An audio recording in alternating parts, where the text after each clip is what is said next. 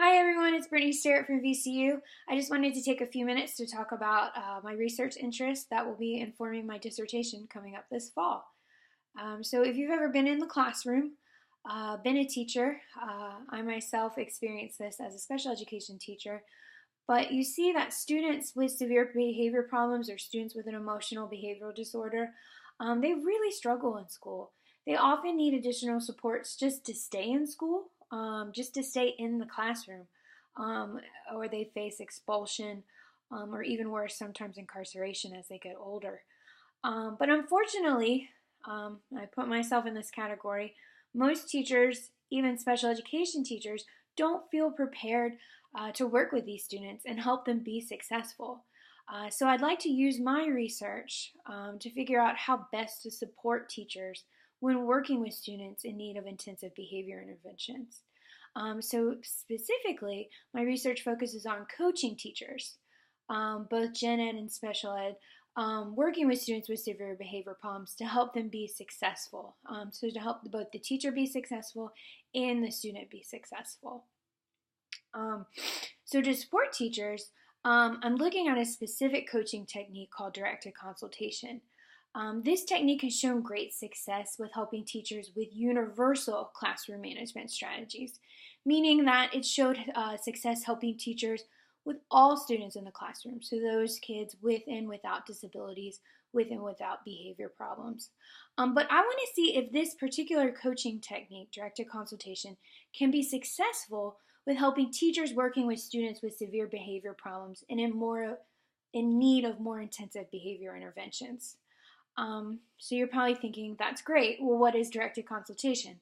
Directed consultation is an ongoing dynamic process. It's a cylindrical process that involves observations, interviews, strategy meetings, but specifically, I would act as the coach, or what is called as intervention specialist, and I would first interview teachers about the challenges they face and get a sense of their needs. Get a sense of really where they are. And this is what makes the model so responsive, because we're really meeting teachers where they are instead of using a prescribed program. After that interview, I'll do some observations of their classroom and look for potential leverage points. And what that means is just things in the classroom that can be changed to improve the student's behavior and overall classroom function. So helping them also academically and socially, looking beyond just that behavior. And these leverage points don't have to be anything bold or dramatic. It can be something as simple as a seat change or a scheduling change, how the teacher structures her instruction. Things like that can all be leverage points. But after the observation, I sit down with the teacher and discuss strategies that they feel comfortable implementing based on their needs and their perceived skill set and self-efficacy. I don't simply tell the teacher what he or she needs to do. It's really a collaborative process, and I think that really sets it apart from some other coaching interventions that are out there in the literature.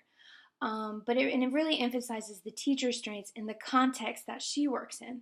So implementing a behavior intervention, it's going to look different in an urban school versus a rural school versus a suburban school. It's going to look different from teacher to teacher, based on the teacher's rapport with the student and based on the teacher's personality even, their attitudes towards students with behavior problems. So all of that is going to affect how the intervention is implemented, and the directed consultation process takes that into consideration. So after the strategy meetings, when you're working with students with in need of intensive behavior intervention, some additional assessments are going to be needed, and I can help support the teacher through that process. And so really getting a sense of not only the teacher's needs, but also the student's needs. After that, we decide on some strategies. I give them time to work on it, and then the observations start again, and the tweaking and the meetings, and it continues. This, like I said, the process is ongoing. So for example, after further data is collected and the teacher uses the strategies we discussed, I observe her again and give her feedback, and it keeps going around and around. And that's really important with behavior, because behavior is dynamic, right? So what works one week may not work another. So collecting that data And finding those nuances and finding those leverage points, I think, were really important, and this model really addresses that. But ultimately, at the end of the day, directed consultation is looking to help teachers look at social, behavioral, and academic factors that are encouraging the students' problem behavior, and then working with them to create strategies that can address these issues through their classroom management and instruction. And through that, we hope to find success both for the teacher and their self-efficacy, but also to improve student outcomes in all important domains of school functioning, such as social, emotional, behavioral, and academic. So I'm really excited about this research. I hope after this talk you may be just as excited.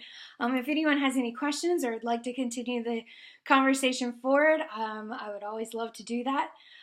So I hope you guys are doing well, and I hope to talk to everyone soon, and have a good summer.